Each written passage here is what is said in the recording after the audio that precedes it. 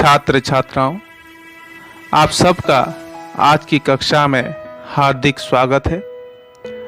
आज हम एक महत्वपूर्ण विषय वचन के बारे में विस्तृत रूप से चर्चा करेंगे। सबसे पहले वचन की परिभाषा और प्रकार। संज्ञा के जिस रूप से संख्या का बोध होता है उसे वचन कहते हैं। हिंदी में वचन दो प्रकार के हैं।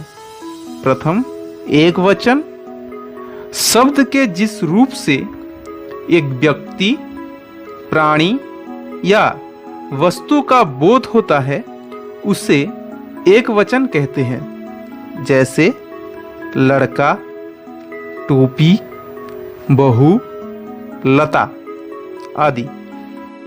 दूसरा है बहुवचन, शब्द के जिस रूप से एक से अधिक व्यक्तियों, प्राणियों या वस्तुओं का बोध होता है उसे बहुवचन कहते हैं। जैसे लड़के, टोपियां, बहुएं, लताएं आदि।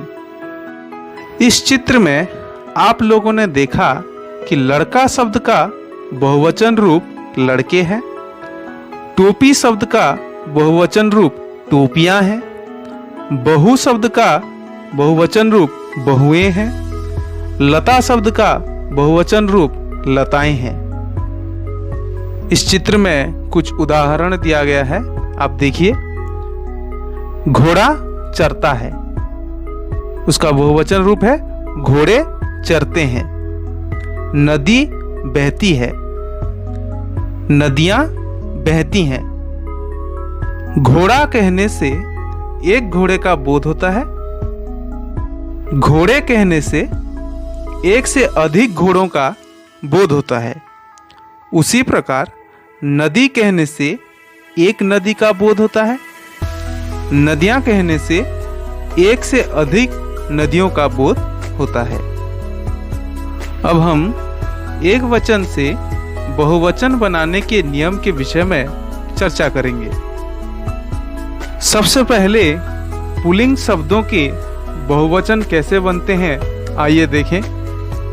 अकारांत, इकारांत, उकारांत, ओ तथा औकारांत वाले पुल्लिंग शब्द दोनों वचनों अर्थात एकवचन और बहुवचन में समान रहते हैं।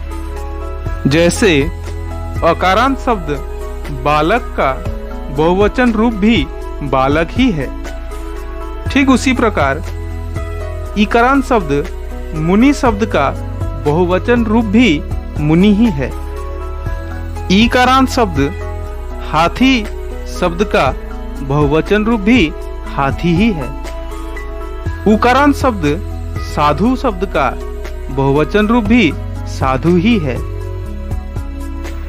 दीर्घ उ वाले उकारांत शब्द भालू शब्द का बहुवचन रूप भी भालू ही है। ठीक उसी प्रकार ओकारांत शब्द रेडियो, इसका बहुवचन भी रेडियो ही है। एवं औकारांत शब्द जौ का बहुवचन रूप भी जौ ही है। अब हम पुल्लिंग शब्दों के बहुवचन बनाने के नियम के दूसरे नियम के विषय में जानेंगे।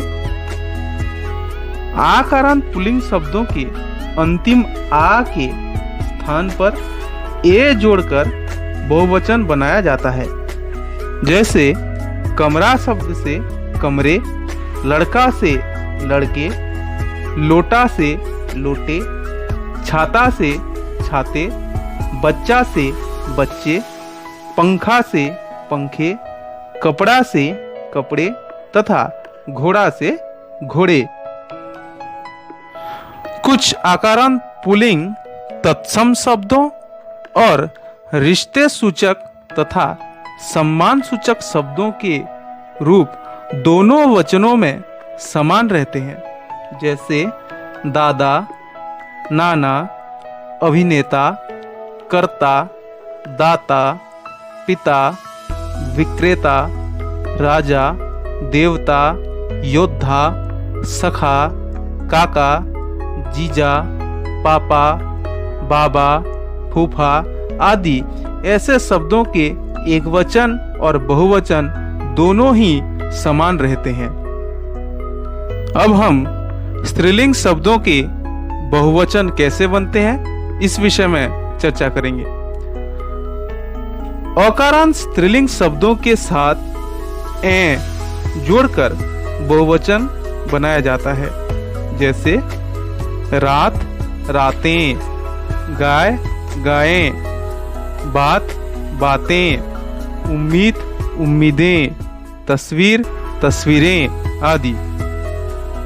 दूसरे नियम में ह्रस्व ईकारांत, दीर्घ ईकारांत तथा या युक्त स्त्रीलिंग शब्द की अंतिम ह्रस्व ई, दीर्घ ई या बहुवचन में या हो जाता है, जैसे जाति, जातियां, विधि, विधियां, लड़की, लड़कियां, नदी, नदियां, स्त्री, स्त्रियां, तिथि, तिथियां, बुढ़िया, बुढ़ियां, चिड़िया, चिड़ियां, गुड़िया, गुड़ियां आदि।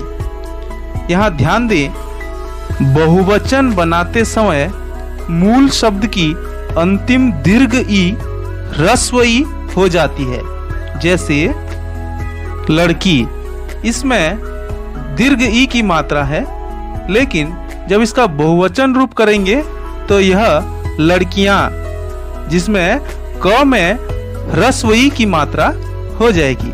ठीक उसी प्रकार नदी, नदी में भी दीर्घ ई की मात्रा है, परंतु जब इसका बहुवचन रूप करेंगे नदियां, इसमें द में ह्रस्व ई की मात्रा लग जाएगी। स्त्रीलिंग शब्द के बहुवचन रूप परिवर्तन के तीसरे नियम में हम देखेंगे आकारांत, ह्रस्व उ तथा दीर्घ उकारांत, औकारांत स्त्रीलिंग शब्दों के साथ ए जोड़कर बहुवचन रूप बनाया जाता है, जैसे लता, लताएं, माला, मालाएं, वस्तु, वस्तुएं, ऋतु, ऋतुएं, बहु, बहुएं, जूं, जुएं, झाड़ू, झाड़ुएं, गौ, गौएं आदि। यहाँ पर ध्यान दें कि बहुवचन बनाते समय मूल शब्द की अंतिम दीर्घ उ ह्रस्व उ हो जाता है, जैसे बहु, इसमें बहु में दीर्घ उ की मात्रा है, परंतु जब इसका बहुवचन रूप करेंगे बहुएं, ह में ह्रस्व उ की मात्रा लगेगी। ठीक उसी प्रकार झाड़ू, इसमें ड़ में दीर्घ उ की मात्रा है, परंतु जब इसका बहुवचन रूप करेंगे तो झाड़ुएं, ड़ में ह्रस्व उ की मात्रा लगेगी। प्रिय छात्र छात्राओं, घर पर रहें, सुरक्षित रहें। धन्यवाद।